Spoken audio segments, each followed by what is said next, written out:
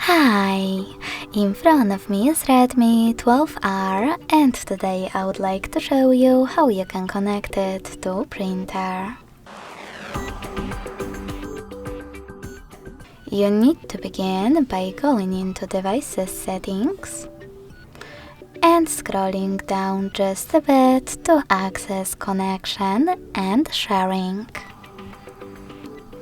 Now tap on Printing and select Default Print Service. Then wait.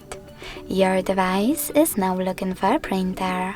When it finds one, it will connect to it. If you wish to use different service, disable this one by tapping on blue switcher.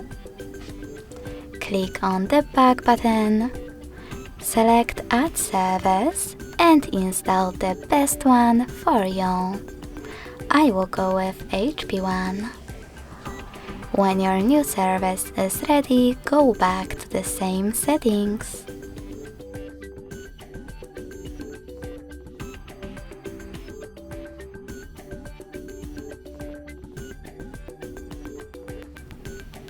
Lastly, click on it.